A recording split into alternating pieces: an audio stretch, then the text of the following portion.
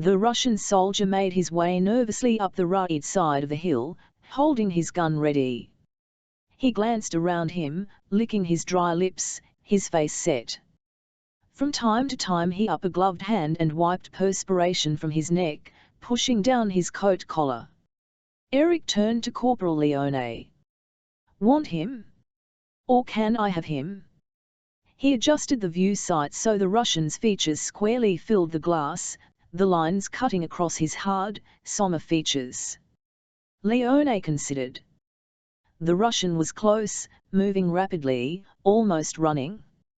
"Don't fire." "Wait." Leone tensed.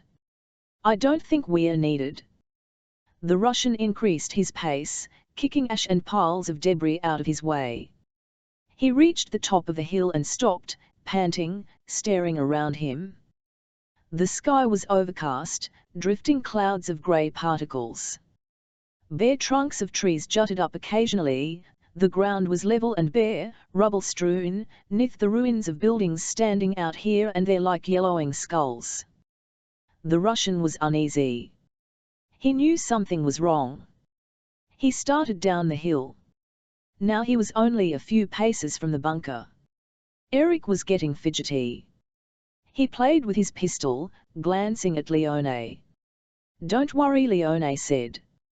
"He won't get here. They take care of him." "Are you sure?" "He's got damn far.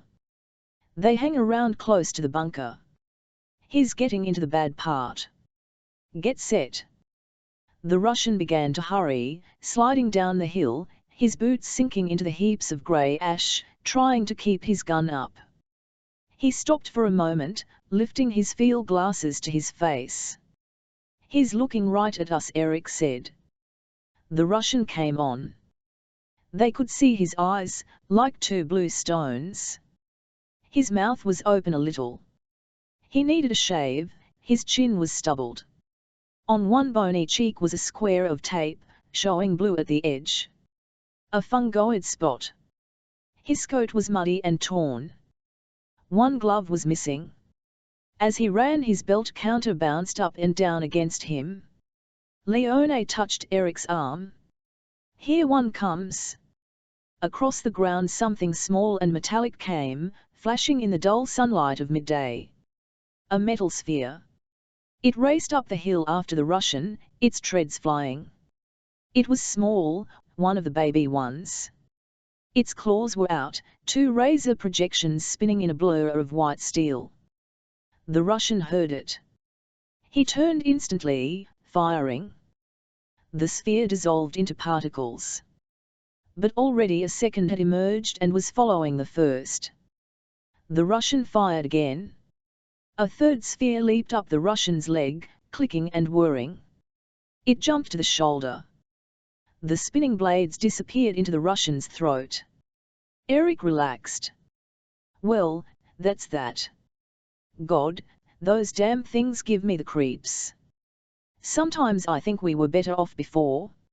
If we hadn't invented them, they would have." Leone lit a cigarette shakily. "I wonder why a Russian would come all this way alone. I didn't see anyone covering him." Lieutenant Scott came slipping up the tunnel, into the bunker. "What happened?" Something entered the screen. "An Ivan?" "Just one." Eric brought the view screen around. Scott peered into it. Now there were numerous metal spheres crawling over the prostrate body, dull metal globes clicking and whirring, soaring up the Russian into small parts to be carried away. "What a lot of claws," Scott murmured. "They come like flies. Not much game for them anymore." Scott pushed the sight away, disgusted. "Like flies. I wonder why he was out there. They know we have claws all around." A larger robot had joined the smaller spheres. It was Operations, a long blunt tube with projecting eyepieces. There was not much left of the soldier. What was being brought down the hillside by the host of claws? "Sir," said. "If it's all right, I'd like to go out there and take a look at why. Maybe he came with something." Scott considered. He shrugged. All right. But be careful. I have my tab. Leone the metal band at his wrist. 111 be out of bounds. He picked up his rifle and stepped carefully up to the mouth of the bunker, making his way between blocks of concrete and steel prongs, twisted and bent. The air was cold at the top. He crossed over the ground toward the remains of soldier, striding across the soft ash.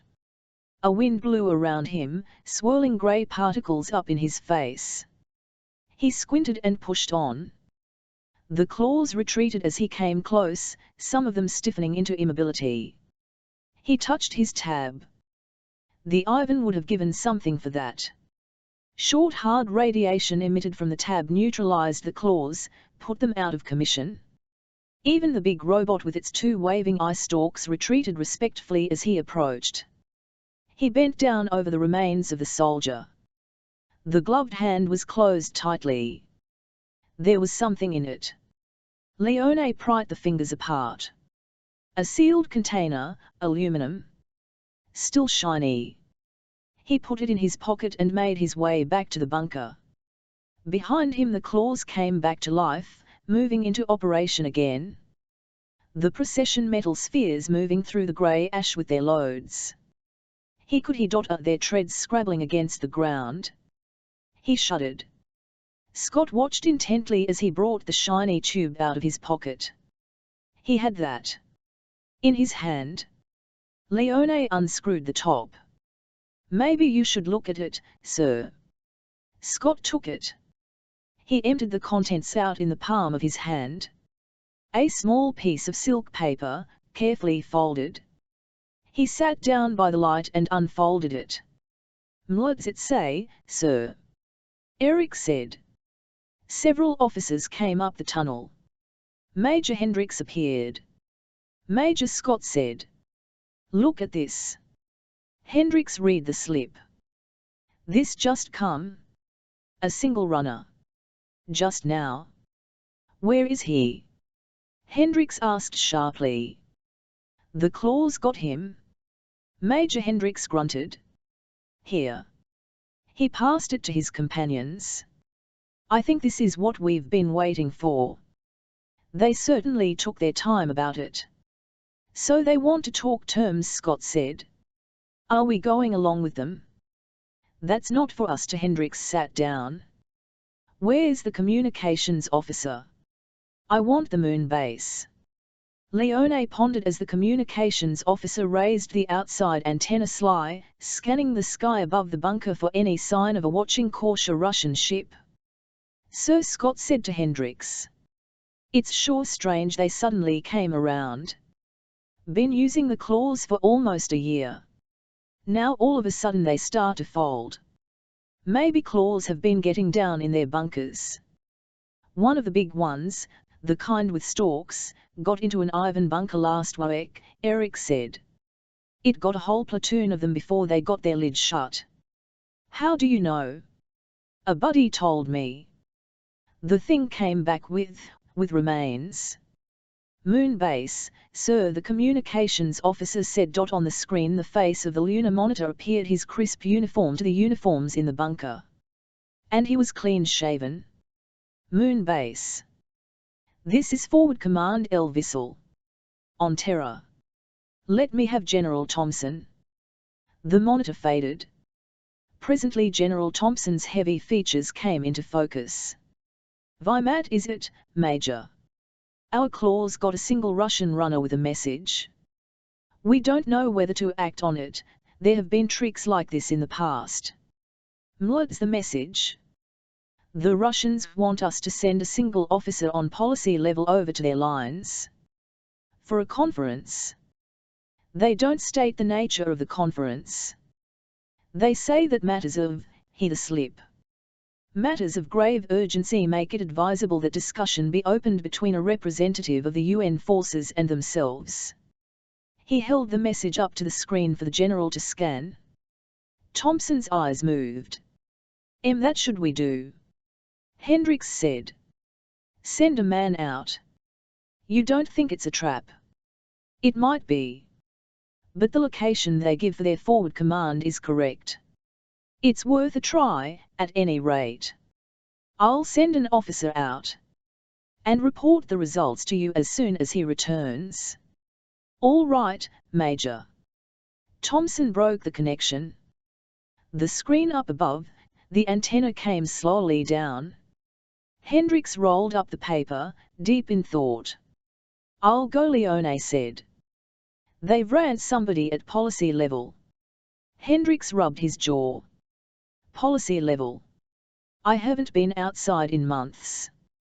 Maybe I could use a little air. Don't you think it's risky? Hendricks lifted the view sight and gazed into it. The remains of the Russian were gone. Only a single claw was in sight. It was folding itself back, disappearing into the ash, like a crab. Like some hideous metal crab.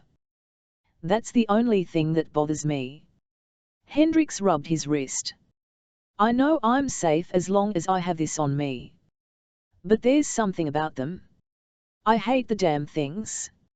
I wish we'd never invented them. There's something wrong with them. Relentless little if we hadn't invented them, the Ivans would have. Hendricks pushed the sight back. Anyhow, it seems to be winning the war. Guess that's good. Sounds like you're getting the same jitters as the Ivans. Hendricks examined his wristwatch. I guess I had better get started, if I want to be there before dark. He took a deep breath and then stepped out onto the grey, rubbled ground. After a minute he lit a cigarette and stood gazing around him. The landscape was dead. Nothing stirred. He could see for miles, endless ash and slag, ruins of buildings. A few trees without leaves or branches, only the trunks. Above him the eternal rolling clouds of grey, drifting between terror and the sun. Major Hendricks went on. Off to the right something scuttled, something round and metallic. A claw, going lickety-split after something. Probably after a small animal, a rat. They got rats, too. As a sort of sideline. He came to the top of the little hill and lifted his field glasses. The Russian lines were a few miles ahead of him. They had a forward command post there. The runner had come from it. A squat robot with undulating arms passed by him, its arms weaving inquiringly. The robot went on its way, disappearing under some debris. Hendricks watched it go. He had never seen that type before. There were getting to be more and more types he had never seen, new varieties and sizes coming up from the underground factories. Hendricks put out his cigarette and hurried on. It was interesting, the use of artificial forms in warfare. How had they got started? Necessity. The Soviet Union had gained great initial success, usual with the side that got the war going. Most of North America had been blasted off the map. Retaliation was quick in coming, of course. The sky was full of circling disc bombers long before the war began, they had been up there for years. The discs began sailing down all over Russia within hours after Washington got it. But that hadn't helped Washington. The American bloc governments moved to the moon base the first year. There was not much else to do.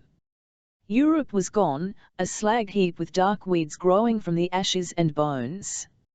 Most of North America was useless, nothing could be planted, no one could live. A few million people kept going up in Canada and down in South America. But during the second year Soviet parachutists began to drop, a few at first, then more and more. They wore the first really effective anti-radiation equipment. What was left of American production moved to the moon along with the governments. All but the troops. The remaining troops stayed behind as best they could, a few thousand here, a platoon there. No one knew exactly where they were, they stayed where they could, moving around at night, hiding in ruins, in sewers, cellars, with the rats and snakes. It looked as if the Soviet Union had the war almost won. Except for a handful of projectiles fired off from the moon daily, there was almost no weapon in use against them. They came and went as they pleased. The war, for all practical purposes, was over. Nothing opposed them. And then the first claws appeared. And overnight the complexion of the war changed. The claws were awkward, at first. Slow.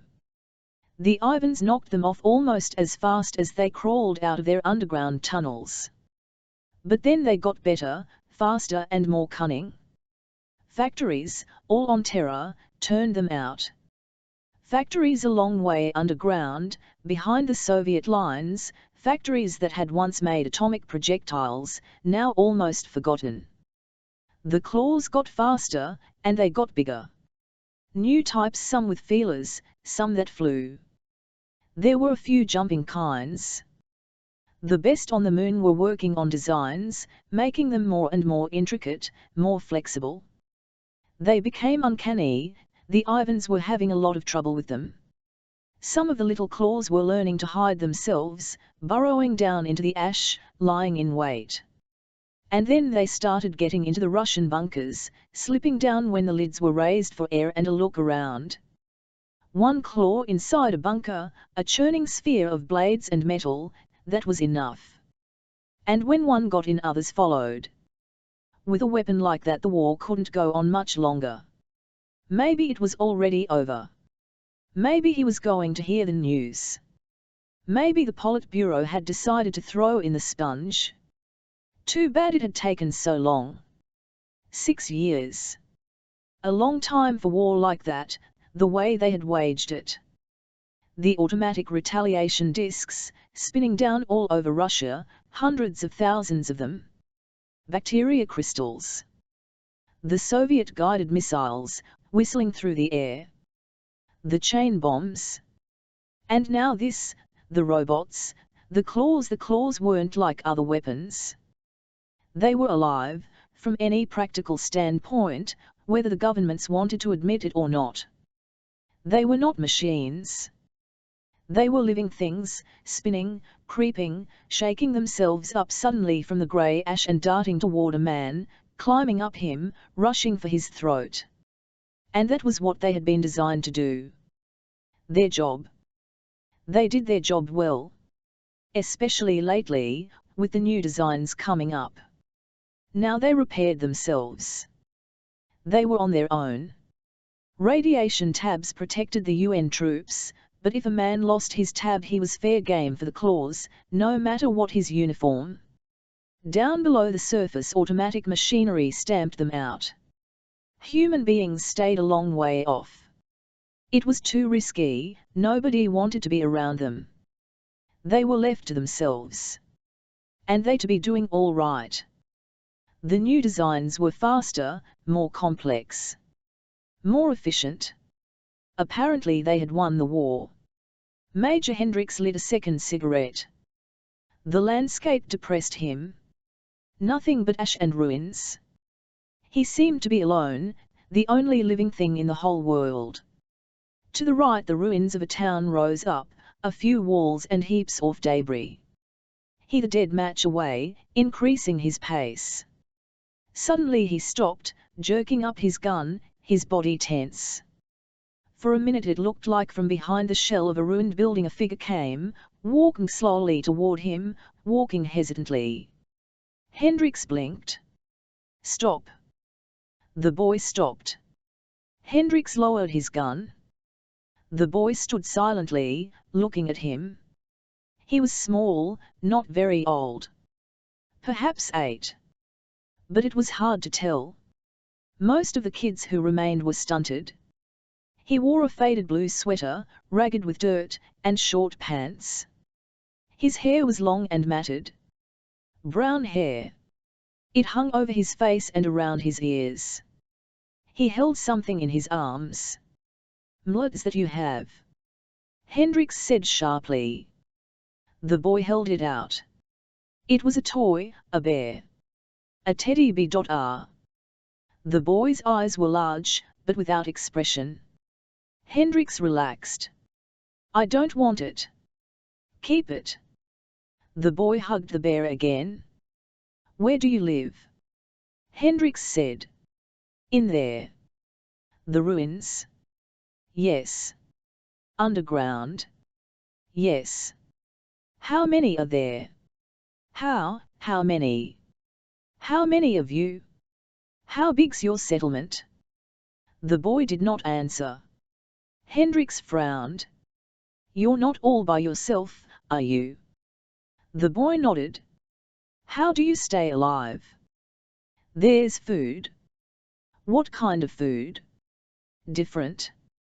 Hendricks studied him. How old are you? 13. It wasn't possible. Or was it? The boy was thin, stunted. And probably sterile. Radiation exposure, years straight. No wonder he was so small. His arms and legs were like pipe cleaners, knobby and thin. Hendricks touched the boy's arm. His skin was dry and rough, radiation skin. He bent down, looking into the boy's face. There was no expression. Big eyes, big and dark. Are you blind? Hendricks said. No, I can see some. How do you get away from the claws? The claws. The round things. That run and burrow. I don't understand. Maybe there weren't any claws around. A lot of areas were free. They collected mostly around bunkers, where there were people. The claws had been designed to sense warmth of living things. You're lucky. Hendricks straightened up. Well? Which way are you going? Back there. Can I come with you? With me? Hendricks folded his arms. I'm going a long way. Miles.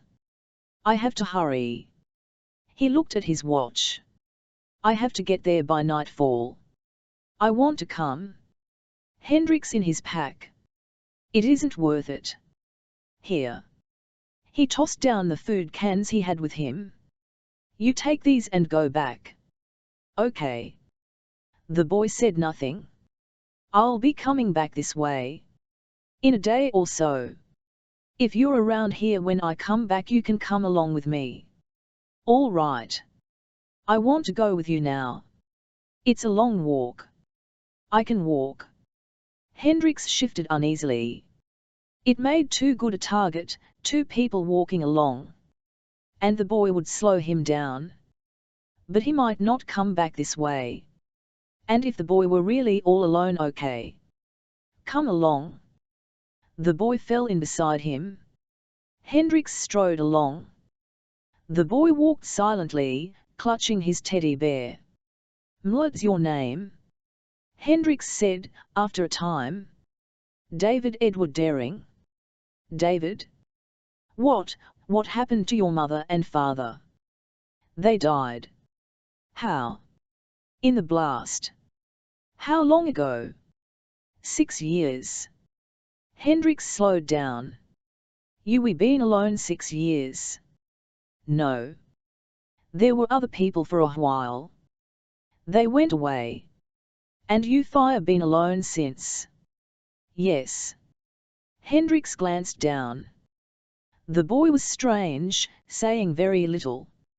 Withdrawn. But that was the way they were, the children who had survived. Quiet. Stoic. A strange kind of fatalism gripped them. Nothing came as a surprise. They accepted anything that came along. There was no longer any normal, any natural course of things, moral or physical, for them to expect. Custom, habit, all the determining forces of learning were gone, only brute experience remained. Am I walking too fast? Hendricks said. No. How did you happen to see me? I was waiting. Waiting? Hendricks was puzzled. What were you waiting for? To catch things? What kind of things? Things to eat. Oh. Hendricks set his lips grimly. A 13-year-old boy, living on rats and gophers and half-rotten canned food. Down in a hole under the ruins of a town. with radiation pools and claws, and Russian dive mines up above, coasting around in the sky. Here are we going? David asked. To the Russian lines. Russian. The enemy. The people who started the war. They dropped the first radiation bombs. They began all this. The boy nodded. His face showed no expression. I'm an American, Hendricks said. There was no comment. On they went, the two of them, Hendricks walking a little ahead, David trailing behind him, hugging his dirty teddy bear against his chest. About 4 in the afternoon they stopped to eat. Hendricks built a fire in a hollow between some slabs of concrete. He cleared the weeds away and heaped up bits of wood. The Russians' lines were not very far ahead. Around him was what had once been a long valley, acres of fruit trees and grapes. Nothing now but a few bleak stumps and the mountains that stretched across the horizon at the far end. And the clouds of rolling ash that blew and drifted with the wind, settling over the weeds and remains of buildings, walls here and there, once in a while what had been a road. Hendricks made coffee and heated up some boiled mutton and bread. Here. He handed bread and mutton to David. David squatted by the edge of the fire, his knees knobby and white. He examined the food and then passed it back, shaking his head. No. No? Don't you want any? No. Hendricks shrugged. Maybe the boy was a mutant, used to special food. It didn't matter. When he was hungry he would find something to eat. The boy was strange. But there were many strange changes coming over the world. Life was not the same anymore. It would never be the same again. The human race was going to have to realize that. Suit yourself, Hendricks said. He ate the bread and mutton by himself, washing it down with coffee. He ate slowly, finding the food hard to digest. When he was done he got to his feet and stamped the fire out. David rose slowly, watching him with his young old eyes. We're going, Hendricks said. All right. Hendricks walked along, his gun in his arms. They were close, he was tense, ready for anything. The Russians should be expecting a runner, an answer to their own runner, but they were tricky. There was always the possibility of a slip-up. He scanned the landscape around him. Nothing but slag and ash, a few hills, charred trees. Concrete walls. But someplace ahead was the first bunker of the Russian lines, the forward command. Underground, buried deep, with only a periscope showing, a few gun muzzles. Maybe an antenna. Will we be there soon? David asked. Yes. Getting tired? No. Why, then? David did not answer. He plodded carefully along behind, picking his way over the ash. His legs and shoes were grey with dust. His pinched face was streaked, lines of grey ash in rivulets down the pale white of his skin. There was no colour to his face. Typical of the new children, growing up in cellars and sewers and underground shelters. Hendricks slowed down. He had his field glasses and studied the ground ahead of him. Were they there, someplace, waiting for him? Watching him, the way his men had watched the Russian runner? A chill went up his back.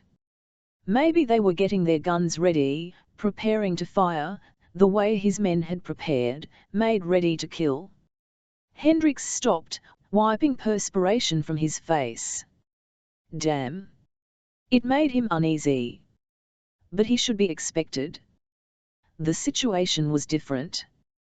He strode over the ash, holding his gun tightly with both hands. Behind him came David. Hendricks peered around, tight-lipped. Any second it might happen.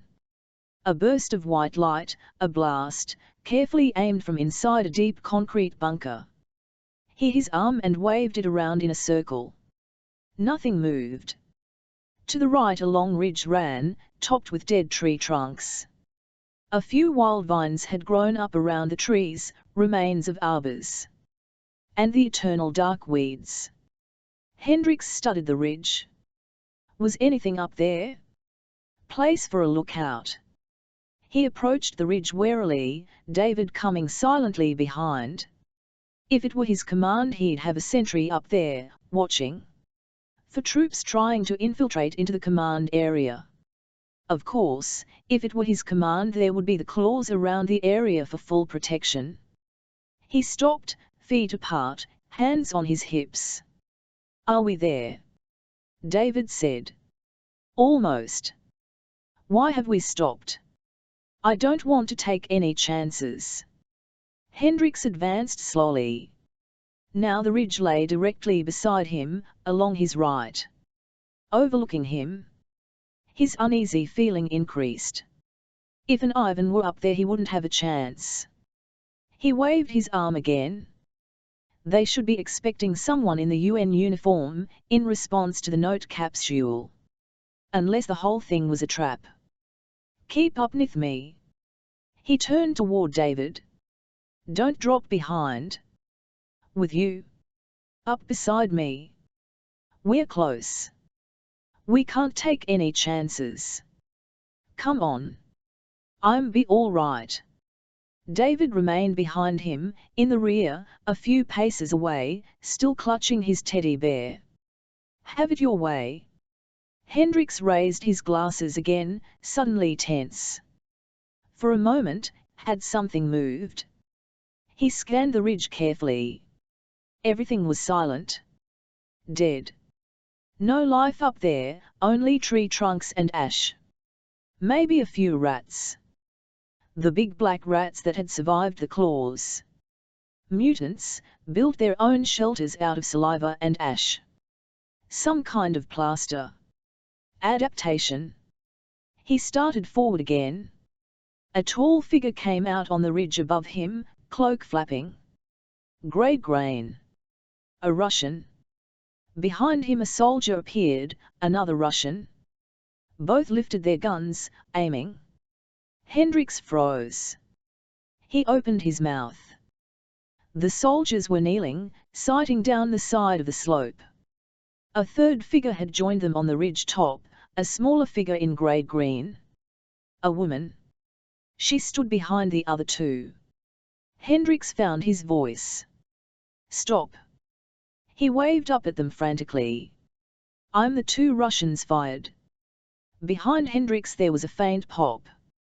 Waves of heat lapped against him, throwing him to the ground.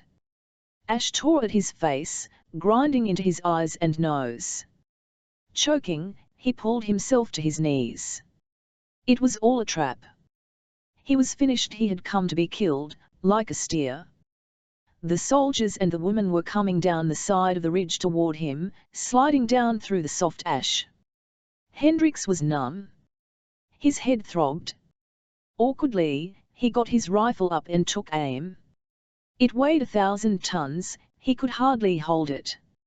His nose and cheeks stung. The air was full of the blast smell, a bitter acrid stench. "Don't fire," the first Russian said, in heavily accented English. The three of them came up to him, surrounding him. "Put down your rifle, Yank," the other said. Hendricks was dazed. Everything had happened so fast. He had been caught. And they had blasted the boy. He turned his head. David was gone. What remained of him was strewn across the ground. The three Russians studied him curiously. Hendricks sat, wiping blood from his nose, picking out bits of ash. He shook his head, trying to clear it. "Why did you do it?" he murmured thickly. "The boy." "Why?" One of the soldiers helped him roughly to his feet. He turned Hendricks around. "Look." Hendricks closed his eyes.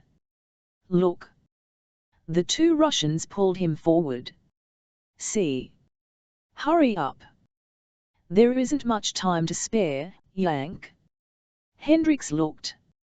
And gasped. "See now? Now do you understand?"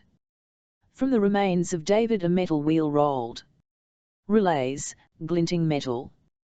Parts, wiring. One of the Russians kicked at the heap of remains. Parts popped out, rolling away, wheels and springs and rods. A plastic section fell in, half charred. Hendricks bent shakily down. The front of the head had come off. He could make out the intricate brain, VCIs and relays, tiny tubes and switches, thousands of minute studs. A robot, the soldier holding his arm said. We watched it tagging you. Tagging me. That's their way. They tag along with you. Into the bunker. That's how they get in. Hendricks blinked, dazed. But come on. They him toward the ridge. We can't stay here. It isn't safe. There must be hundreds of them all around here. The three of them pulled him up the side of the ridge, sliding and slipping on the ash. The woman reached the top and stood waiting for them. The forward command, Hendricks muttered. I came to negotiate with the Soviet. There is no more forward command. They got in. Well, explain. They reached the top of the ridge. We're all that's left. The three of us. The rest were down in the bunker. This way. Down this way. The woman unscrewed a lid, a grey manhole cover set in the ground. Get in. Hendricks lowered himself. The two soldiers and the woman came behind him, following him down the ladder. The woman closed the lid after them, bolting it tightly into place. Good thing we saw you, one of the two soldiers grunted. It had tagged you about as far as it was going to. Give me one of your cigarettes, the woman said. I haven't had an American cigarette for weeks. Hendricks pushed the pack to her. She took a cigarette and passed the pack to the two soldiers. In the corner of the small room the lamp gleamed fitfully. The room was low-ceilinged, cramped. The four of them sat around a small wood table. A few dirty dishes were stacked to one side. Behind a ragged curtain a second room was partly visible. Hendricks saw the corner of a cot, some blankets, clothes hung on a hook. We were here, the soldier beside him said. He took off his helmet, pushing his blonde hair back. I'm Corporal Rudy Maxa. Polish. Impressed in the Soviet Army 2 years ago. He held out his hand. Hendricks hesitated and then shook. Major Joseph Hendricks. Klaus Epstein. The other soldier shook with him, a small dark man with thinning hair. Epstein plucked nervously at his ear. Austrian. God knows when. I don't remember.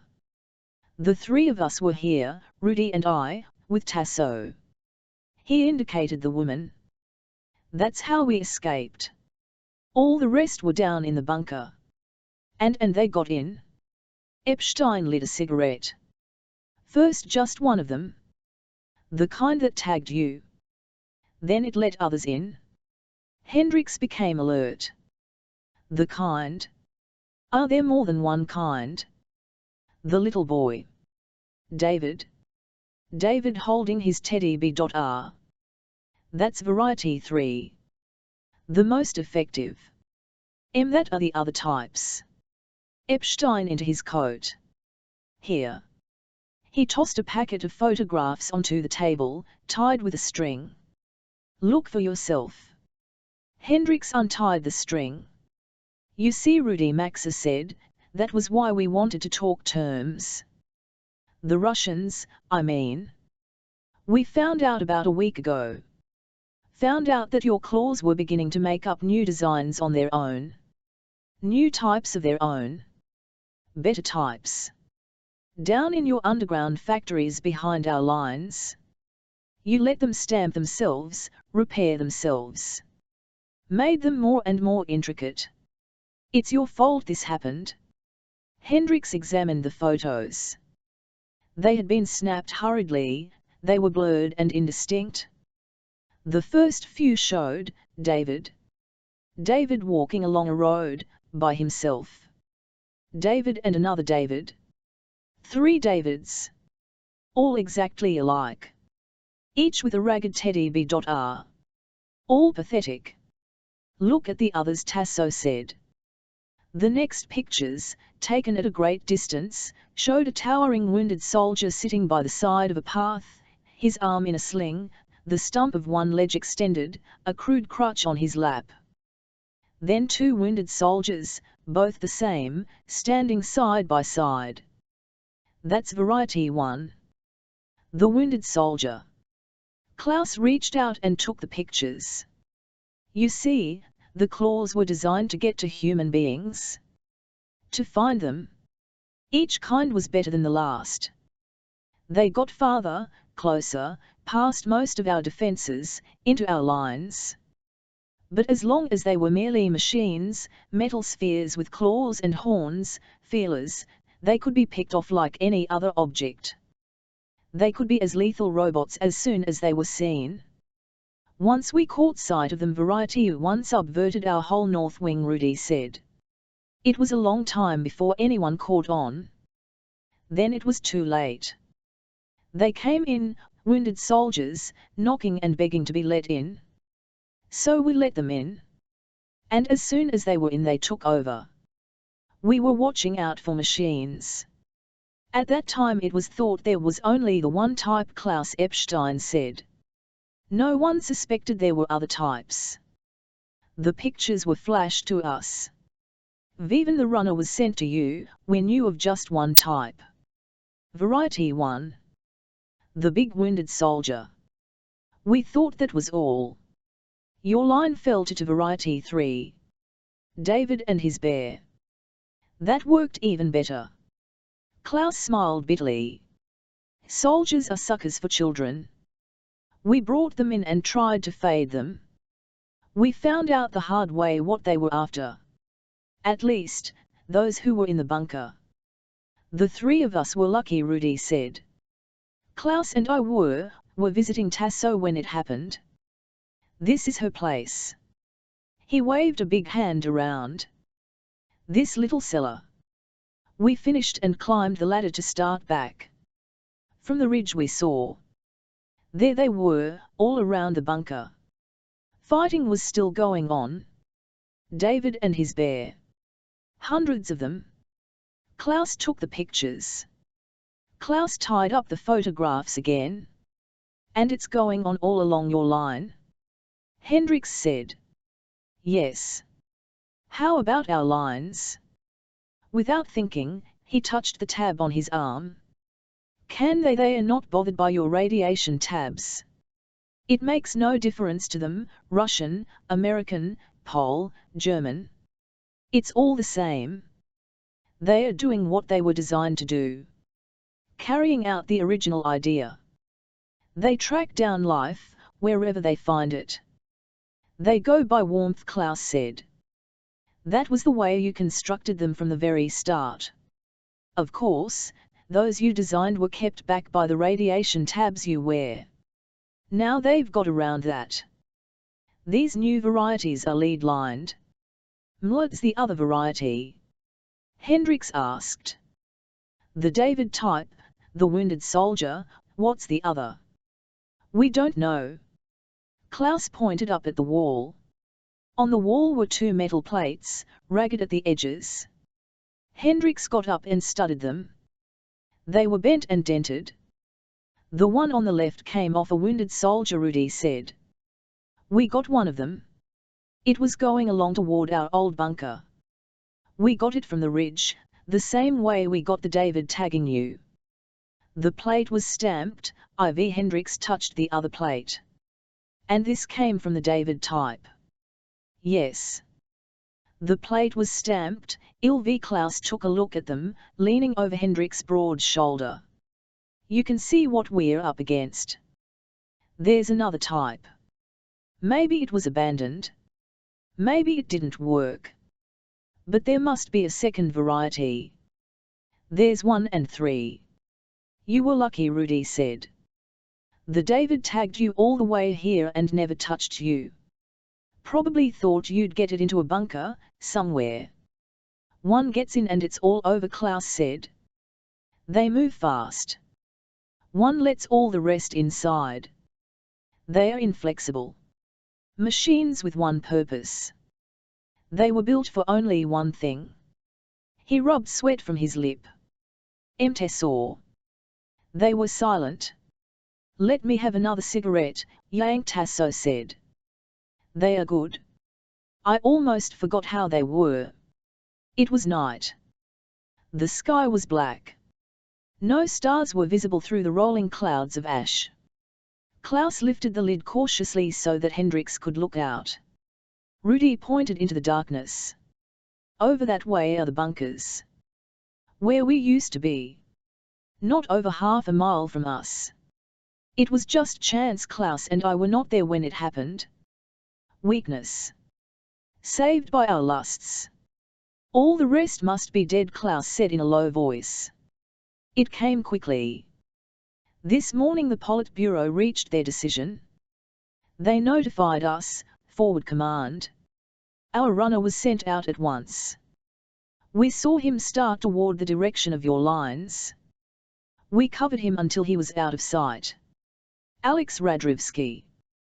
We both knew him. He disappeared about 6 o'clock. The sun had just come up. About noon Klaus and I had an hour relief. We crept off, away from the bunkers. No one was watching. We came here. There used to be a town here, a few houses, a street. This cellar was part of a big farmhouse. We knew Tasso would be here, hiding down in her little place. We had come here before. Others from the bunkers came here. Today happened to be our turn. So we were saved, Klaus said. Chance. It might have been others. We finished, and then we came up to the surface and started back along the ridge. That was when we saw them, the Davids. We understood right away. We had seen the photos of the first variety, the wounded soldier. Our commissar distributed them to us with an explanation. If we had gone another step they would have seen us. As it was, we had to blast 2 Davids before we got back. There were hundreds of them, all around. Like ants. We took pictures and slipped back here, bolting the lid tight. They are not so much when you catch them alone. We moved faster than they did. But they are inexorable. Not like living things. They came right at us. And we blasted them. Major Hendrix rested against the edge of the lid, adjusting his eyes to the darkness. Is it safe to have the lid up at all? If we are careful. How else can you operate your transmitter? Hendrix lifted the small belt transmitter slowly. He pressed it against his ear. The metal was cold and damp. He blew against the mic, raising up the short antenna. A faint hum sounded in his ear. That's true, I suppose. But he still hesitated. We'll pull you under if anything happens, Klaus said. Thanks. Hendrix waited a moment, resting the transmitter against his shoulder. Interesting, isn't it? What? This, the new types. The new varieties of claws. We're completely at their mercy, aren't we? By now they've probably gotten into the UN lines, too.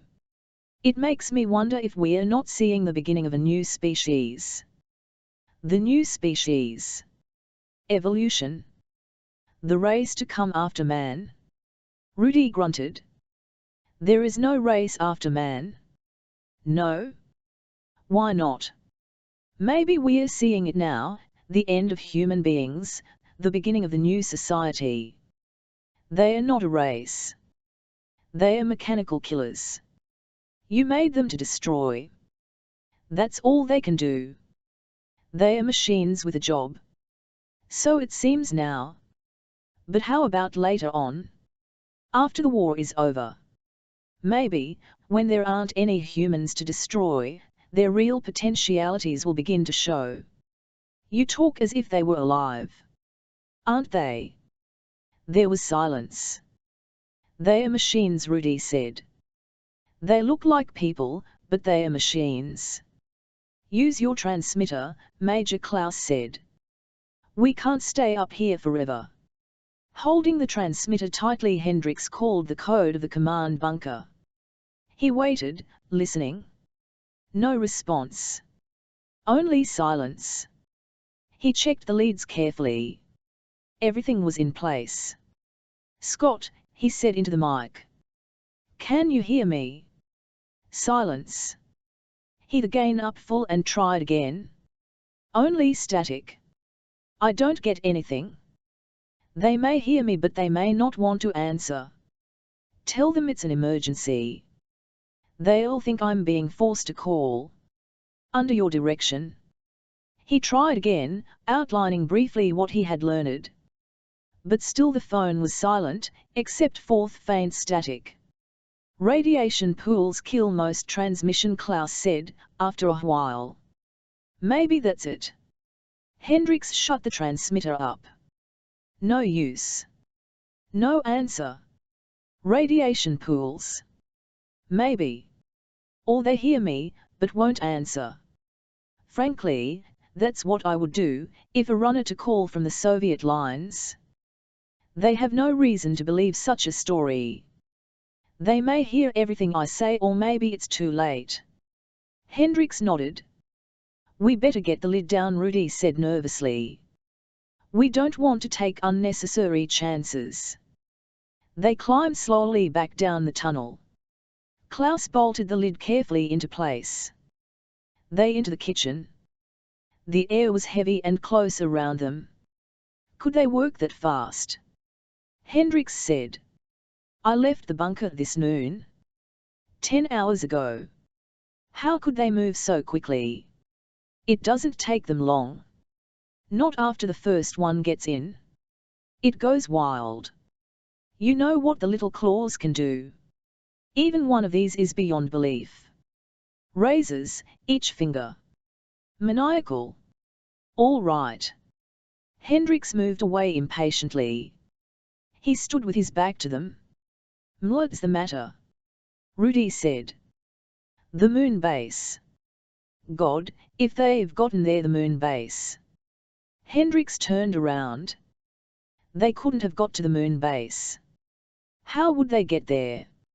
It isn't possible. I can't believe it. That is this moon base? We've heard rumors, but nothing definite. What is the actual situation? You seem concerned. We're supplied from the moon. The governments are there, under the lunar surface. All our people and industries. That's what keeps us going. If they should find some way of getting off Terra, onto the moon, it only takes one of them. Once the first one gets in, it admits the others. Hundreds of them, all alike. You should have seen them. Identical. Like ants. Perfect socialism, Tasso said. The ideal of the communist state. All citizens interchangeable. Klaus grunted angrily. That's enough. Well? Vivat next. Hendricks paced back and forth, around the small room. The air was full of smells of food and perspiration. The others watched him. Presently Tasso pushed through the curtain, into the other room. I'm going to take a nap. The curtain behind her. Rudy and Klaus sat down at the table, still watching Hendricks. It's up to you, Klaus said. We don't know your situation. Hendricks nodded. It's a problem. Rudy drank some coffee, filling his cup from a rusty pot. We're safe here for a while, but we can't stay here forever. Not enough food or supplies. But if we go outside, they'll get us. Or probably they'll get us. We couldn't go very far. How far is your command bunker, Major? 3 or 4 miles. We might make it. The 4 of us. 4 of us could watch all sides. They couldn't slip up behind us and start tagging us. We have 3 rifles, 3 blast rifles. Tasso can have my pistol. Rudy tapped his belt. In the Soviet army we didn't have shoes always, but we had guns. With all 4 of us armed, one of us might get to your command bunker. Preferably you, Major. That if they are already there. Klaus said. Rudy shrugged. Well, then we come back here. Hendricks stopped pacing. Viv Matt, do you think the chances are they are already in the American lines? Hard to say. Fairly good. They are organized. They know exactly what they are doing. Once they start they go like a horde of locusts. They have to keep moving, and fast. It's secrecy and speed they depend on. Surprise. They push their way in before anyone has any idea. I see, Hendricks murmured. From the other room Tasso stirred. Major. Hendricks pushed the curtain back. What? Tasso looked up at him lazily from the cot. Have you any more American cigarettes left? Hendricks went into the room and sat down across from her, on a wood stool. He felt in his pockets. No. All gone. Too bad. What nationality are you? Hendricks asked after a while. Russian. How did you get here? Here. This used to be France. This was part of Normandy. Did you come with the Soviet army? VVHY. Just curious. He studied her. She had taken off her coat, tossing it over the end of the cot. She was young, about 20. Slim. Her long hair stretched out over the pillow.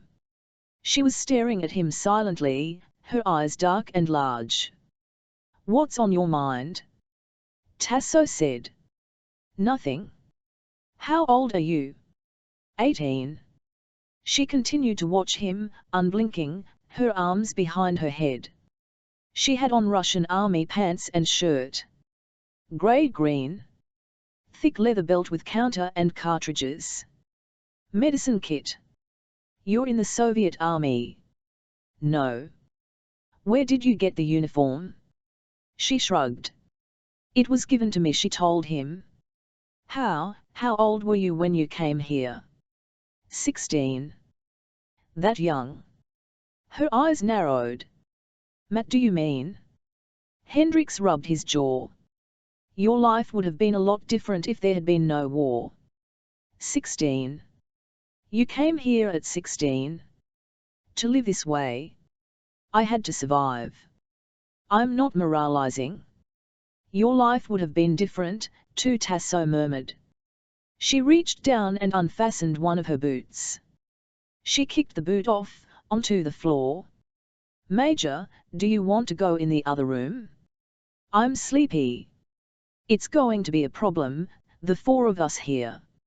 It's going to be hard to live in these quarters. Are there just the 2 rooms? Yes. How big was the cellar originally? Was it larger than this?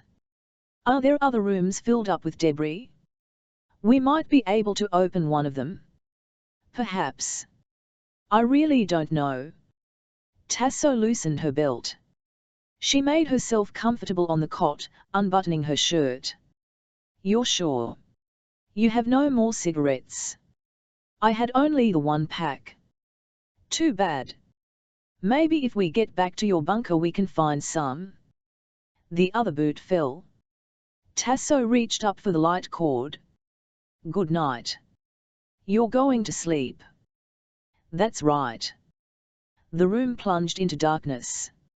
Hendricks got up and made his way past the curtain, into the kitchen. And stopped, rigid. Rudy stood against the wall, his face white and gleaming. His mouth opened and closed but no sounds came. Klaus stood in front of him, the muzzle of his pistol in Rudy's stomach. Neither of them moved. Klaus, his hand tight around his gun, his features set. Rudy, pale and silent, spread-eagled against the wall.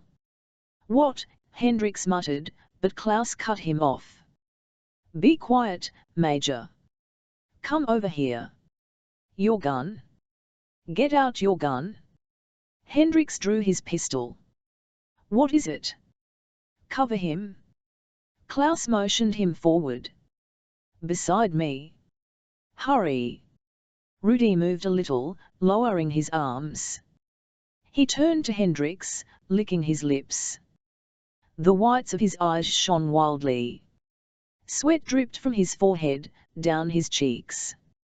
He fixed his gaze on Hendricks. Major, he's gone insane. Stop him. Rudy's voice was thin and hoarse, almost inaudible. What's going on? Hendricks demanded. Without lowering his pistol, Klaus answered. Major, remember our discussion? The 3 varieties? We knew about 1 and 3. But we didn't know about 2. At least, we didn't know before. Klaus' fingers tightened around the gun butt.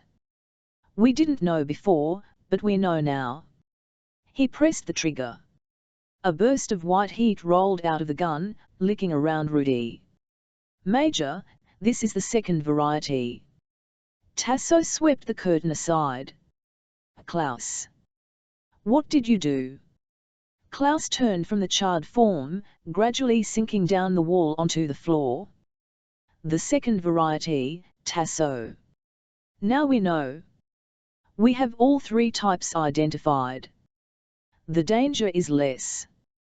1. Tasso stared past him at the remains of Rudy, at the blackened, smouldering fragments and bits of cloth. You killed him? Him? It, you mean? I was watching. I had a feeling, but I wasn't sure. At least, I wasn't sure before. But this evening I was certain. Klaus rubbed his pistol butt nervously. We're lucky. Don't you understand? Another hour and it might, you were certain. Tasso pushed past him and bent down, over the steaming remains on the floor. Her face became hard. Major, see for yourself. Bones. Flesh. Hendricks bent down beside her. The remains were human remains. Seared flesh, charred bone fragments, part of a skull. Ligaments, viscera, blood. Blood forming a pool against the wall. No wheels, Tasso said calmly. She straightened up. No wheels, no parts, no relays. Not a claw. Not the 2nd variety. She folded her arms. You're going to have to be able to explain this. Klaus sat down at the table, all the color drained suddenly from his face. He put his head in his hands and rocked back and forth. Snap out of it. Tasso's fingers closed over his shoulder. VVH, why did you do it? VVH, why did you kill him? He was frightened, Hendricks said. All this, the whole thing, building up around us. Maybe. What, then? What do you think? I think he may have had a reason for killing Rudy. A good reason? What reason? Maybe Rudy learned something. Hendricks studied her bleak face. About what? He asked. About him? About Klaus. Klaus looked up quickly. You can see what she's trying to say. She thinks I'm the 2nd variety. Don't you see, Major? Now she wants you to believe I killed him on purpose. That why did you kill him, then? Tasso said. I told you. Klaus shook his head wearily. I thought he was a claw. I thought I knew. I had been watching him. I was suspicious. Why? I thought I had seen something. Heard something. I thought he stopped. Go on. We were sitting at the table. Playing cards. You 2 were in the other room. It was silent. I thought I heard him, There was silence. Do you believe that? Tasso said to Hendricks. Yes. I believe what he says. I don't. I think he killed Rudy for a good purpose. Tasso touched the rifle, resting in the corner of the room. Major, no. Hendricks shook his head. Let's stop it right now. One is enough. We're afraid, the way he was. If we kill him we'll be doing what he did to Rudy. Klaus looked gratefully up at him. Thanks. I was afraid. You understand, don't you? Now she's afraid, the way I was. She wants to kill me. No more killing. Hendricks moved toward the end of the ladder. I'm going above and try the transmitter once more. If I can't get them we're moving back toward my lines tomorrow morning. Klaus rose quickly. I'll come up with you and give you a hand. The night air was cold. Earth was cooling off. Klaus took a deep breath, filling his lungs. He and Hendricks stepped onto the ground, out of the tunnel. Klaus planted his feet wide apart, the rifle up, watching and listening.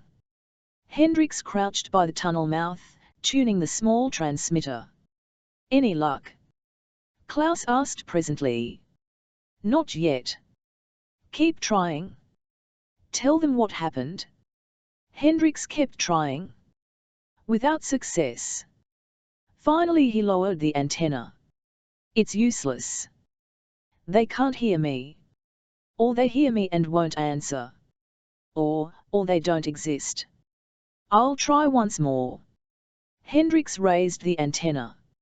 Scott, can you hear me? Come in. He listened. There was only static. Then, still very faintly, this is Scott. His fingers tightened. Scott. Is it you? This is Scott. Klaus squatted down. Is it your command? Scott, listen. Do you understand? About them, the claws.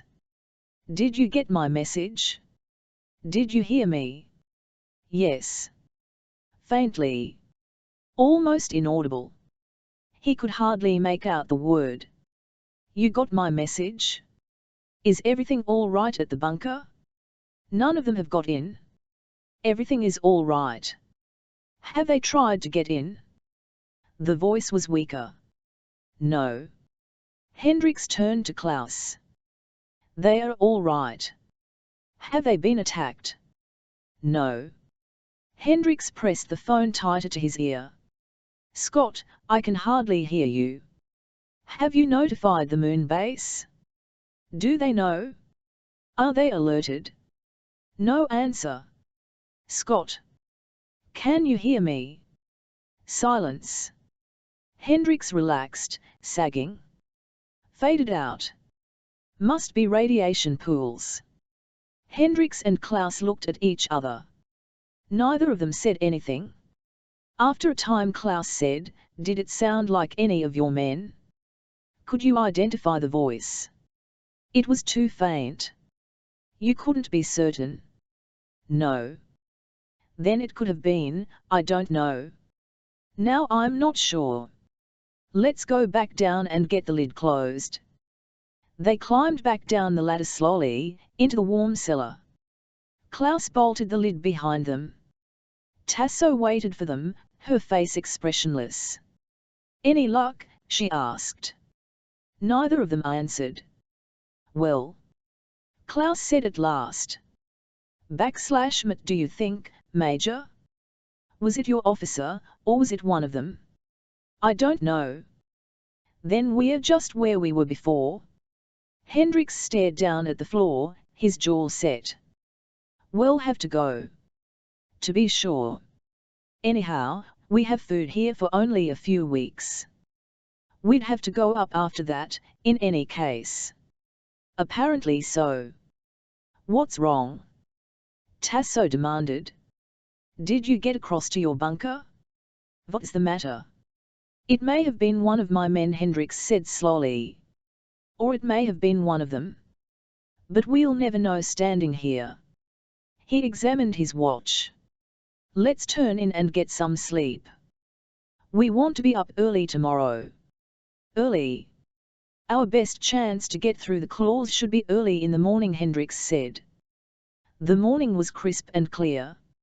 Major Hendricks studied the countryside through his field glasses. See anything? Klaus said. No. Can you make out our bunkers? Which way? Here. Klaus took the glasses and adjusted them. I know where to look. He looked a long time, silently. Tasso came to the top of the tunnel and stepped up onto the ground. Anything? No. Klaus passed the glasses back to Hendricks. They are out of sight. Come on. Let's not stay here. The three of them made their way down the side of the ridge, sliding in the soft ash. Across a flat rock a lizard scuttled. They stopped instantly, rigid. What was it? Klaus muttered. A lizard. The lizard ran on, hurrying through the ash. It was exactly the same color as the ash. Perfect adaptation, Klaus said.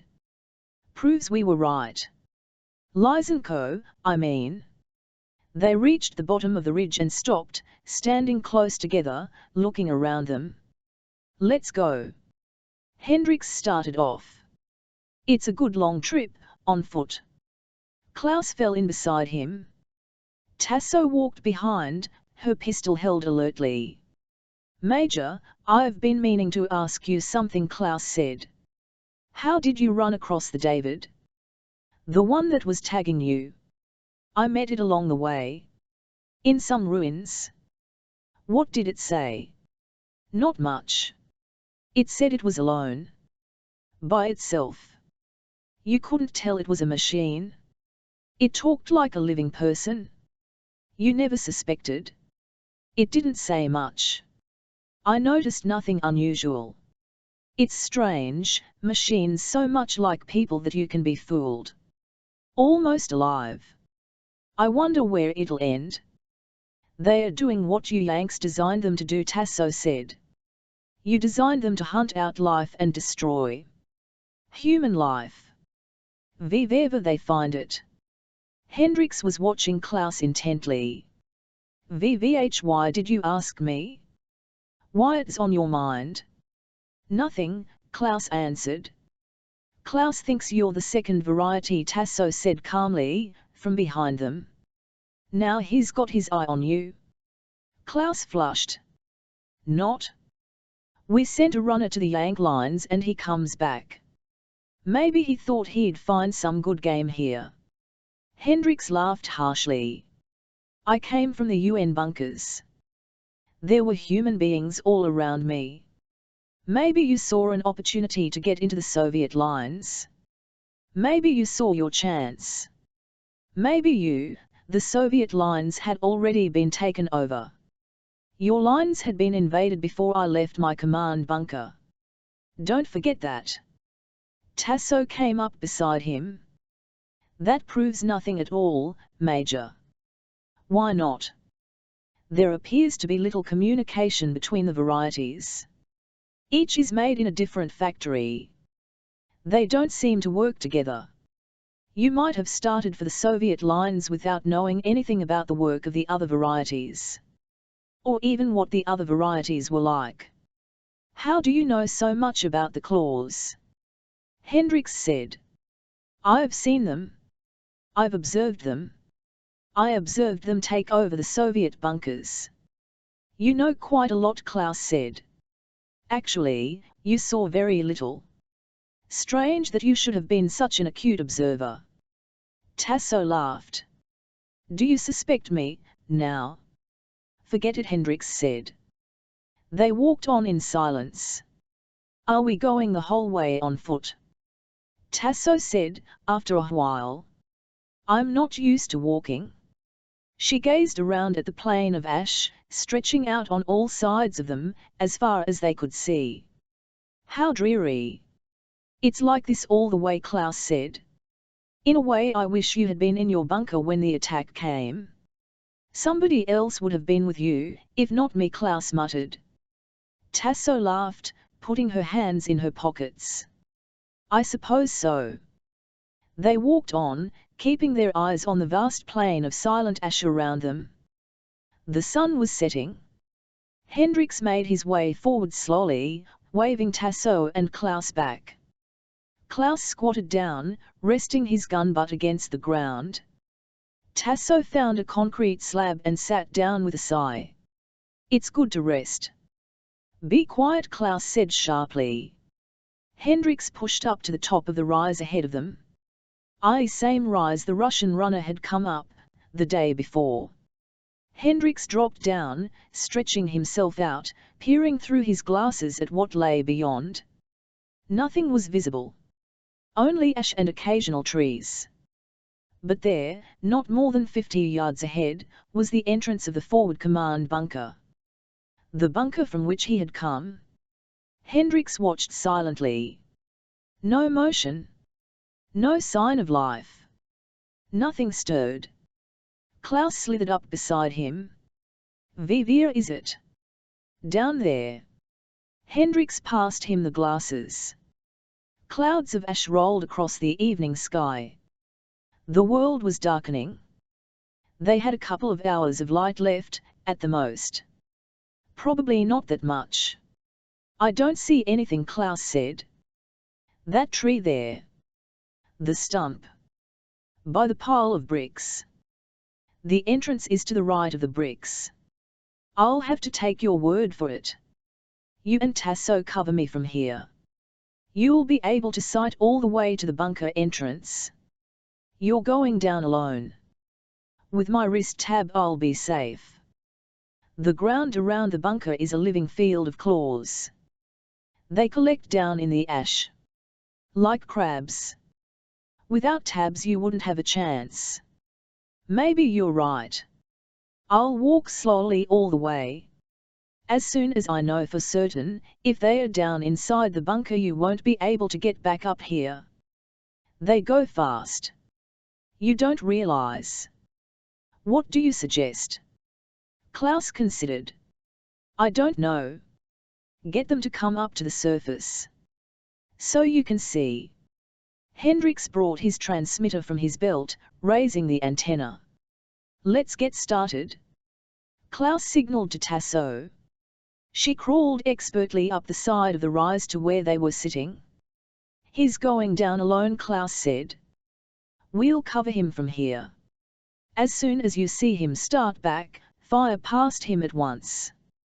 They come quick. You're not very optimistic, Tasso said.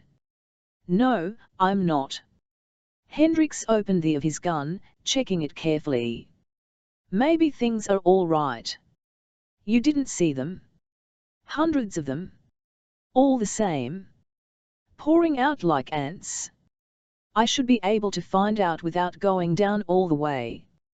Hendrix locked his gun, gripping it in one hand, the transmitter in the other. Well, wish me luck. Klaus put out his hand. Don't go down until you're sure. Talk to them from up here. Make them show themselves. Hendrix stood up. He stepped down the side of the rise. A moment later he was walking slowly toward the pile of bricks and debris beside the dead tree stump. Toward the entrance of the forward command bunker. Nothing stirred. He raised the transmitter, clicking it on. Scott? Can you hear me? Silence. Scott?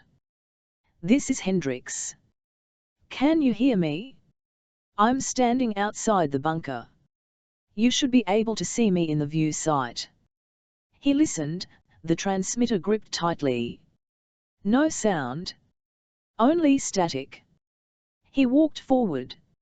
A claw burrowed out of the ash and raced toward him. It halted a few feet away and then slunk off. A second claw appeared, one of the big ones with feelers.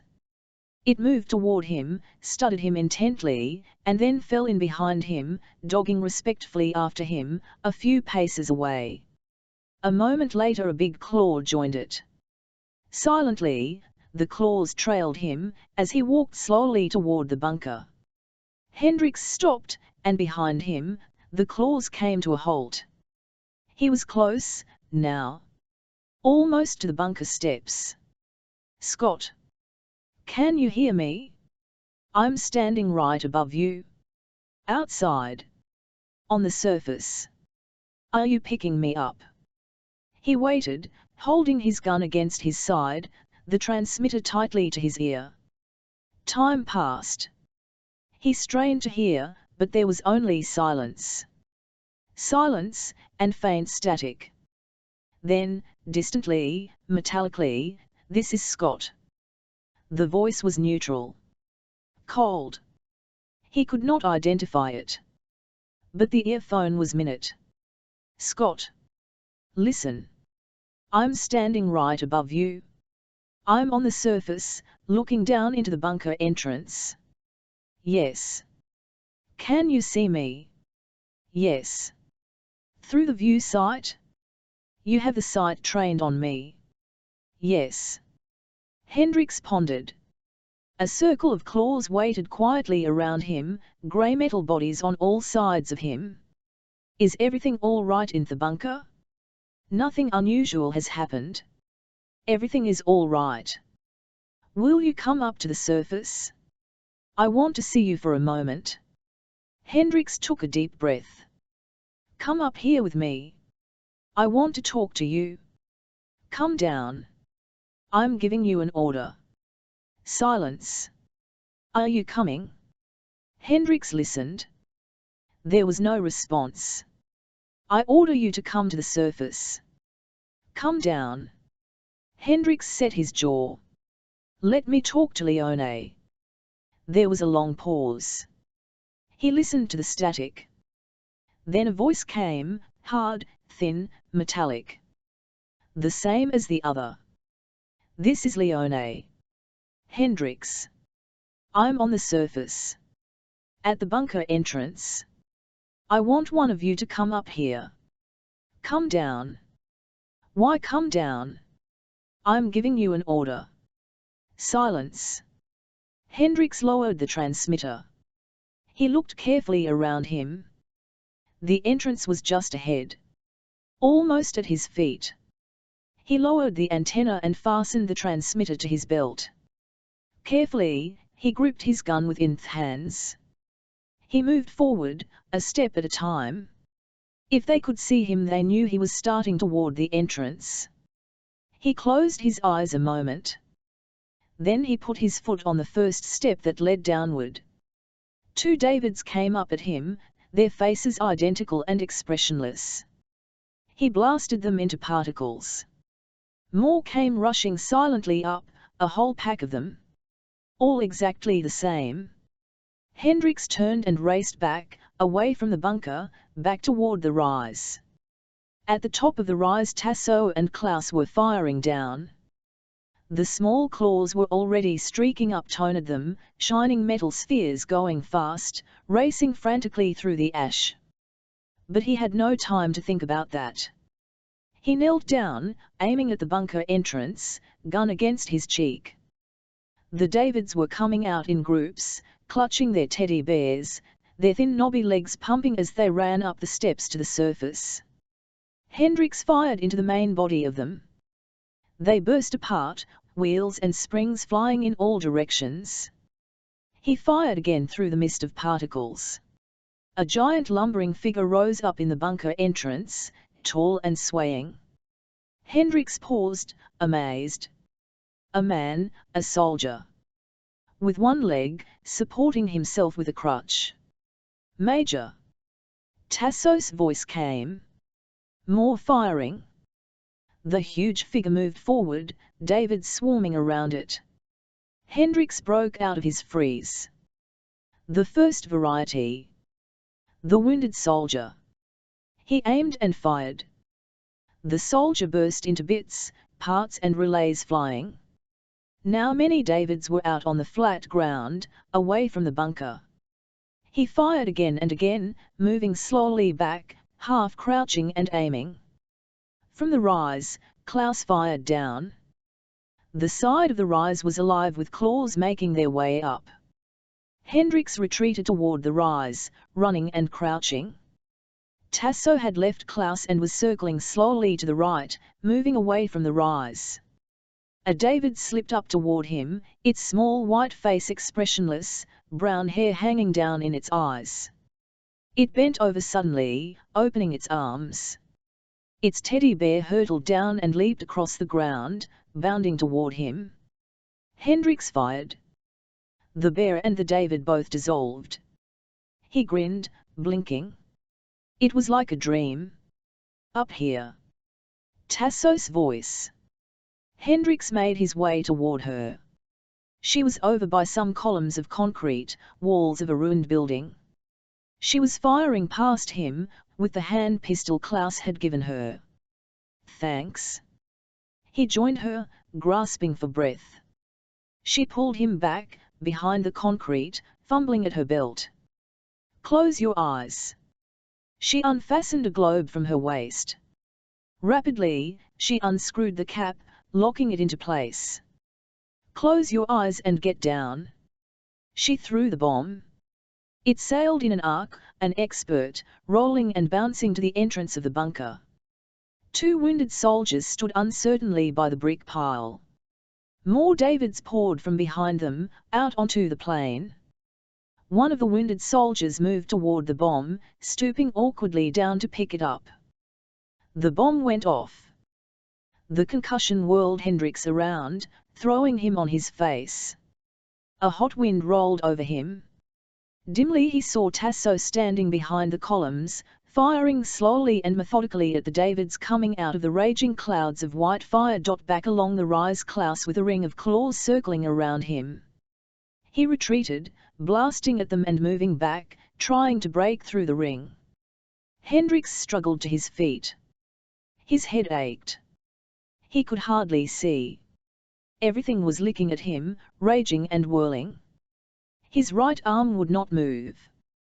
Tasso pulled back toward him. Come on. Let's go. Klaus, he's still up there. Come on. Tasso dragged Hendrix back, away from the columns. Hendrix shook his head, trying to clear it. Tasso led him rapidly away, her eyes intense and bright, watching for claws that had escaped the blast. One David came out of the rolling clouds of flame. Tasso blasted it. No more appeared. But Klaus. Vivat about him. Hendrix stopped, standing unsteadily. Here, come on. They retreated, moving farther and farther away from the bunker. A few small claws followed them for a little while and then gave up, turning back and going off. At last Tasso stopped. We can stop here and get our breaths. Hendrix sat down on some heaps of debris. He wiped his neck, gasping. We left Klaus back there. Tasso said nothing. She opened her gun, sliding a fresh round of blast cartridges into place. Hendrix stared at her, dazed. You left him back there on purpose. Tasso snapped the gun together. She studied the heaps of rubble around them, her face expressionless. As if she were watching for something. What is it? Hendrix demanded. What are you looking for? Is something coming? He shook his head, trying to understand. Vivat was she doing? Vivat was she waiting for? He could see nothing. Ash lay all around them, ash and ruins. Occasional stark tree trunks, without leaves or branches. Vivat, Tasso cut him off. Be still. Her eyes narrowed. Suddenly her gun came up. Hendrix turned, following her gaze. Back the way they had come, a figure appeared. The figure walked unsteadily toward them. Its clothes were torn. It limped as it made its way along, going very slowly and carefully. Stopping now and then, resting and getting its strength. Once it almost fell. It stood for a moment, trying to steady itself. Then it came on. Klaus. Hendrix stood up. Klaus. He started toward him. How the hell did you? Tasso fired. Hendricks swung back. She fired again, the blast passing him, a searing line of heat. The beam caught Klaus in the chest. He exploded, gears and wheels flying. For a moment he continued to walk. Then he swayed back and forth. He crashed to the ground, his arms flung out. A few more wheels rolled away. Silence. Tasso turned to Hendricks. Now you understand why he killed Rudy. Hendricks sat down again slowly. He shook his head. He was numb. He could not think. Do you see? Tasso said. Do you understand? Hendricks said nothing. Everything was slipping away from him, faster and faster. Darkness, rolling and plucking at him. He closed his eyes. Hendricks opened his eyes slowly. His body ached all over. He tried to sit up but needles of pain shot through his arm and shoulder. He gasped. Don't try to get up, Tasso said. She bent down, putting her cold hand against his forehead. It was night. A few stars glinted above, shining through the drifting clouds of ash. Hendricks lay back, his teeth locked. Tasso watched him impassively. She had built a fire with some wood and weeds. The fire licked feebly, hissing at a metal cup suspended over it. Everything was silent. Unmoving darkness, beyond the fire. So he was the second variety, Hendricks murmured. I had always thought so. Why didn't you destroy him sooner, he wanted to know. You held me back. Tasso crossed to the fire to look into the metal cup. Coffee. It'll be ready to drink in a while. She came back and sat down beside him. Presently she opened her pistol and began to disassemble the firing mechanism, studying it intently. This is a beautiful gun, Tasso said, half aloud. The construction is superb. What about them? Eye claws. The concussion from the bomb put most of them out of action. They are delicate. Highly organized, I suppose. The Davids, too. Yes. How did you happen to have a bomb like that? Tasso shrugged. We designed it. You shouldn't underestimate our technology, Major. Without such a bomb you and I would no longer exist. Very useful. Tasso stretched out her legs, warming her feet in the heat of the fire. It surprised me that you did not seem to understand, after he killed Rudy. Why did you think I told you? I thought he was afraid. Really? You know, Major, for a little while I suspected you. Because you wouldn't let me kill him? I thought you might be protecting him. She laughed. Are we safe here? Hendricks asked presently. For a while. Until they get reinforcements from some other area. Tasso began to clean the interior of the gun with a bit of rag. She finished and pushed the mechanism back into place. She closed the gun, running her finger along the barrel. We were lucky, Hendricks murmured. Yes. Very lucky. Thanks for pulling me away. Tasso did not answer. She glanced up at him, her eyes bright in the firelight. Hendricks examined his arm. He could not move his fingers. His whole side seemed numb. Down inside him was a dull steady ache. How do you feel? Tasso asked. My arm is damaged. Anything else? Internal injuries. You didn't get down when the bomb went off. Hendricks said nothing. He watched Tasso pour the coffee from the cup into a flat metal pan. She brought it over to him. Thanks.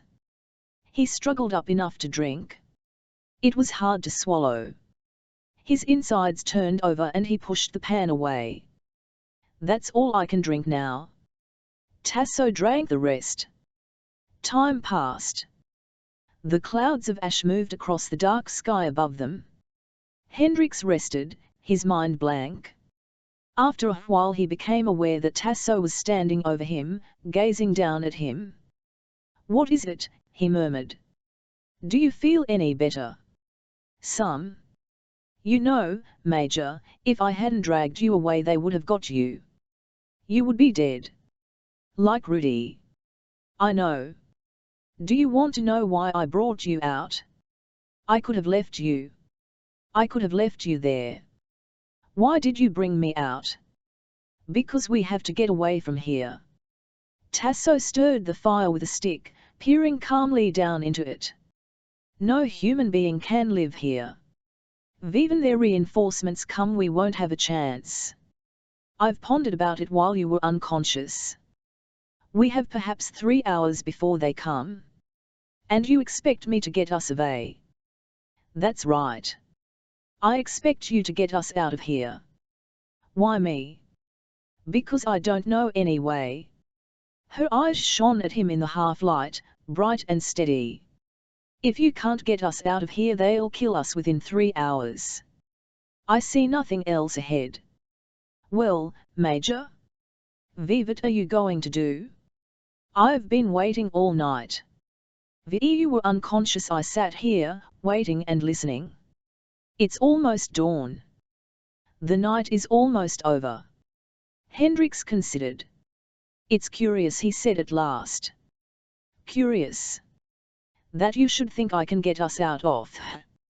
I wonder what you think I can do. Can you get us to the moon base?" "The moon base? How?" "There must be some way." Hendrix shook his head. "No. There's no way that I know of." Tasso said nothing. For a moment her steady gaze wavered. She ducked her head, turning abruptly away. She scrambled to her feet. "More coffee?" "No." "Suit yourself." Tasso drank silently. He could not see her face. He lay back against the ground, deep in thought, trying to concentrate. It was hard to think. His head still hurt. And the numbing daze still hung over him. "There might be one way," he said suddenly. "Oh. How soon is dawn?" 2 hours. The sun will be coming up shortly. There's supposed to be a ship near here. I've never seen it. But I know it exists." "What kind of a ship?" Her voice was sharp. "A rocket cruiser." "Will it take us off?"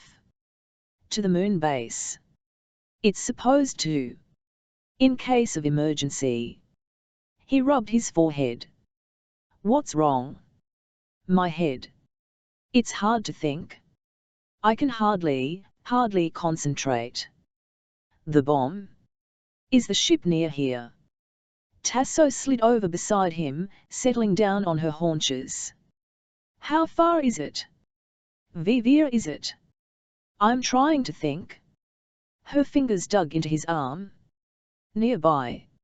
Her voice was like iron. "Where would it be?" "Would they store it underground?" "Hidden underground?" "Yes. In a storage locker." "How do we find it?" "Is it marked?" "Is there a code marker to identify it?" Hendrix concentrated. "No. No markings. No code symbol." "What, then?" "A sign." "What sort of sign?" Hendrix did not answer. In the flickering light his eyes were glazed, 2 sightless orbs. Tasso's fingers dug into his arm. "What sort of sign? What is it?" I can't think." "Let me rest." "All right." She let go and stood up. Hendrix lay back against the ground, his eyes closed. Tasso walked away from him, her hands in her 9 kits. She kicked a rock out of her way and stood staring up at the sky. Night blackness was already beginning to fade into grey. Morning was coming. Tasso gripped her pistol and walked around the fire in a circle, back and forth. On the ground Major Hendricks lay, his eyes closed, unmoving. The greyness rose in the sky, higher and higher. The landscape became visible, fields of ash stretching out in all directions. Ash and ruins of buildings, a wall here and there, heaps of concrete, the naked trunk of a tree. The air was cold and sharp. Somewhere a long way off a bird made a few bleak sounds. Hendricks stirred. He opened his eyes. Is it dawn? Already? Yes. Hendricks sat up a little. You wanted to know something? You were asking me. Do you remember now? Yes. What is it? She tensed. Vivat, she repeated sharply. A well. A ruined well. It's in a storage locker under a well. A well.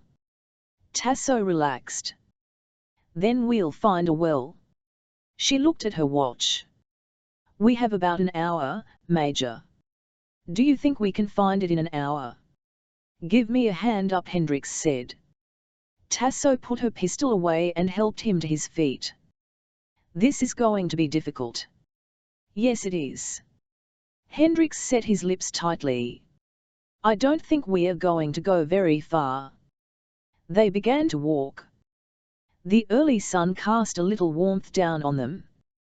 The land was flat and barren, stretching out grey and lifeless as far as they could see. A few birds sailed silently, far above them, circling slowly. See anything? Hendricks said. Any claws? No. Not yet. They passed through some ruins, upright concrete and bricks. A cement foundation. Rats scuttled away. Tasso jumped back warily. This used to be a town, Hendricks said.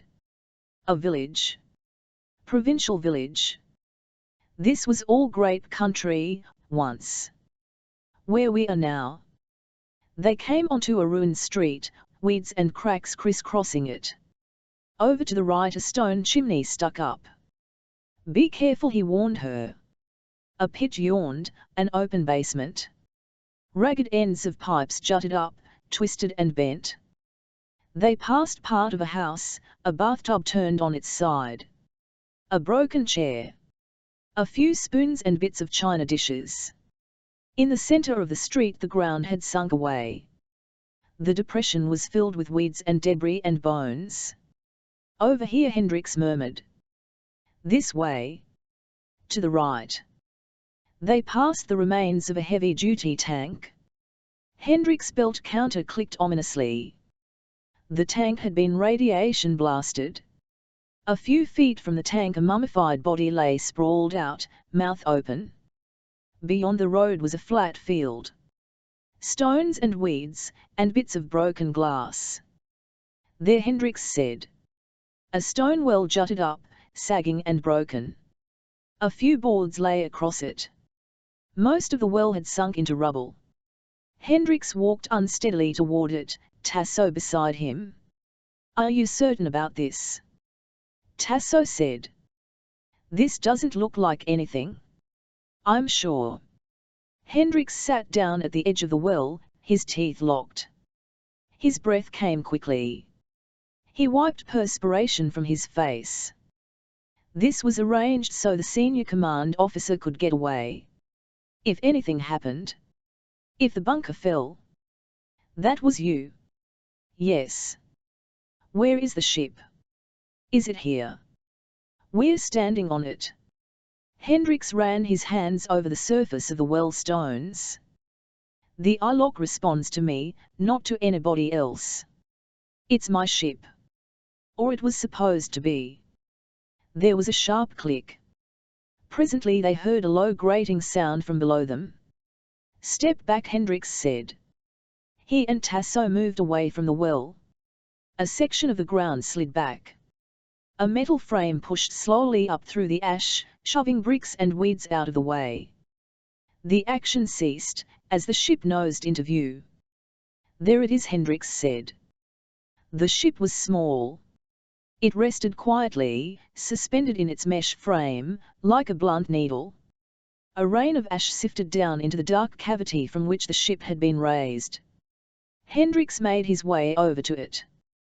He mounted the mesh and unscrewed the hatch, pulling it back. Inside the ship the control banks and the pressure seat were visible.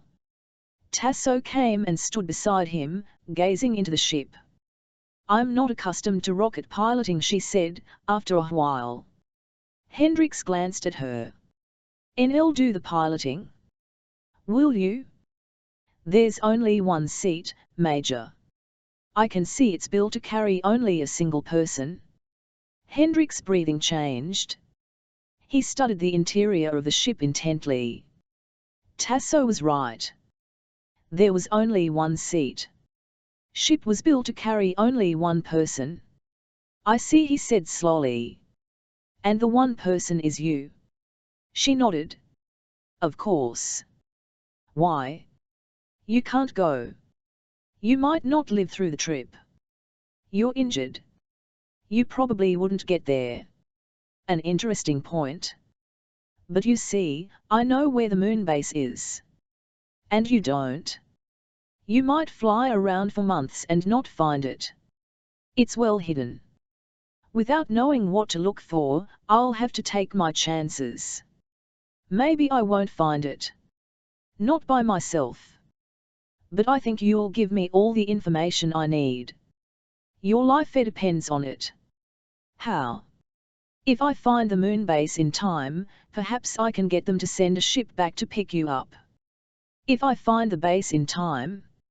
If not, then you haven't a chance. I imagine there are supplies on the ship." "They will last me long enough." Hendricks moved quickly. But his injured arm betrayed him. Tasso ducked, sliding lithely aside. Her hand came up, lightning fast. Hendricks saw the gun butt coming. He tried to ward off the blow, but she was too fast. Metal butt struck against the side of his head, just above his ear. Numbing pain rushed through him. Pain and rolling clouds of blackness. He sank down, sliding to the ground. Dimly, he was aware that Tasso was standing over him, kicking him with her toe. "Major! Wake up!" He opened his eyes, groaning. "Listen to me." She bent down, the gun pointed at his face. "I have to hurry. There isn't much time left. The ship is ready to go, but you must tell me the information I need before I leave." Hendricks shook his head, trying to clear it. "Hurry up. Vivia is the moon base? How do I find it? What do I look for?" Hendricks said nothing. "Answer me." "Sorry. Major, the ship is loaded with provisions. I can coast for weeks. I'll find the base eventually. And in a half-hour you'll be dead. Your only chance of survival." She broke off. Along the slope, by some crumbling ruins, something moved. Something in the ash. Tasso turned quickly, aiming. She fired. A puff of flame leaped. Something scuttled away, rolling across the ash. She fired again. The claw burst apart, wheels flying. "See," Tasso said. "A scout. It won't be long. You'll bring them back here to get me?" "Yes. As soon as possible." Hendricks looked up at her. He studied her intently. "You're telling the truth." A strange expression had come over his face, an avid hunger. "You will come back for me? You'll get me to the moon base?" "I'll get you to the moon base. But tell me where it is." "There's only a little time left." "All right." Hendricks picked up a piece of rock, pulling himself to a sitting position. "Watch." Hendricks began to scratch in the ash. Tasso stood by him, watching the motion of the rock. Hendricks was sketching a crude lunar map. "This is the Apennine Range. Here is the crater of Archimedes. The moon base is beyond the end of the Apennine, about 200 miles. I don't know exactly where. No one on Terra knows.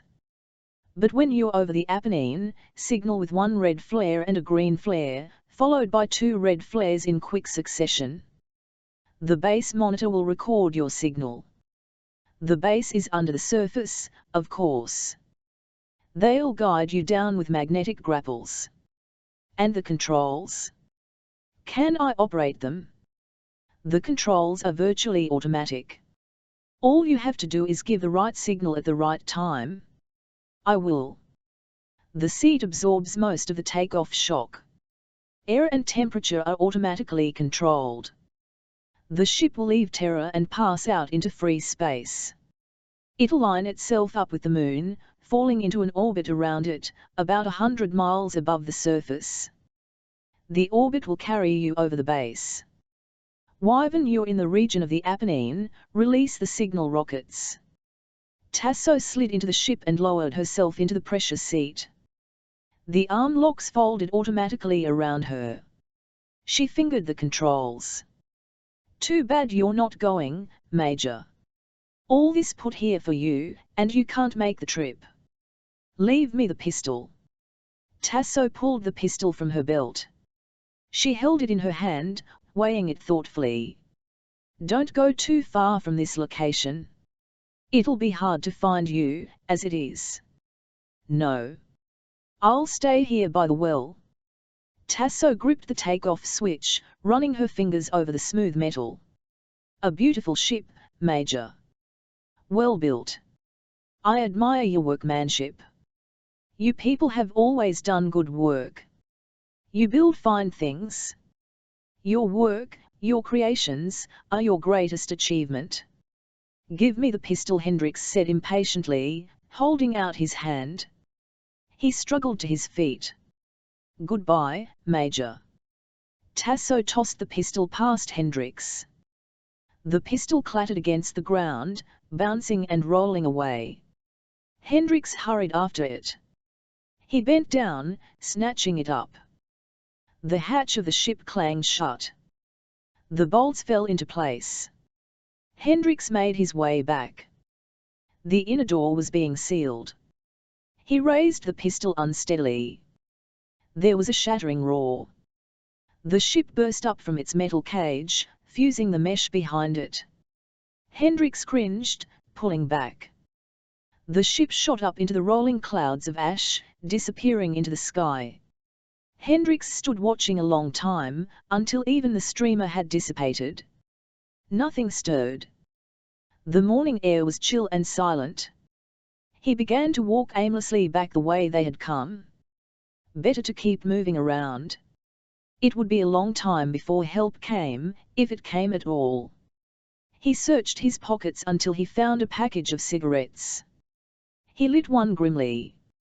They had all wanted cigarettes from him. But cigarettes were scarce. A lizard slithered by him, through the ash. He halted, rigid. The lizard disappeared. Above, the sun rose higher in the sky. Some flies landed on a flat rock to one side of him. Hendricks kicked at them with his foot. It was getting hot. Sweat trickled down his face, into his collar. His mouth was dry. Presently he stopped walking and sat down on some debris. He unfastened his medicine kit and swallowed a few narcotic capsules. He looked around him. Where was he? Something lay ahead. Stretched out on the ground. Silent and unmoving. Hendricks drew his gun quickly. It looked like a man.